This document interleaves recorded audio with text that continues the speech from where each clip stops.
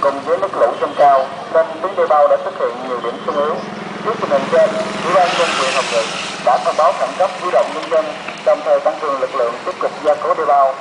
Sau khi nhận được thông báo này, thì vào sáng nay đã có gần 100 người dân các xã con dân tiếp các hoạt động tại huyện đã tham gia đến tuyến đê bao cùng các hoạt động hậu đê.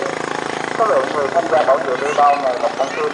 Hiện trên toàn tuyến đê bao đã có gần 1.000 người đang tích cực đào đất cả ngày lẫn đêm quyết tâm bảo vệ đê bao. Theo dự báo, trong vài ngày tới, nước lũ sẽ tiếp tục lên nhanh, cùng với cơn bão số 5 sẽ đe dọa nghiêm trọng đến tuyến đê bao này. Vì thế, tất cả bà con nông dân trên địa bàn các xã cần tự giác, sẵn sàng tham gia các hoạt động gia cố tuyến đê bao, quyết tâm bảo vệ lứa thu đông đến cùng.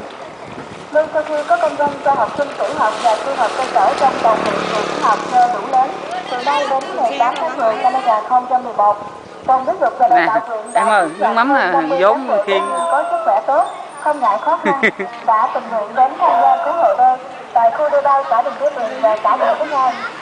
Tại đây, các giáo viên đã hăng hái tham gia các công việc như vô bao cát, đất đốt cùng lực lượng gia cố tại những nơi sung yếu.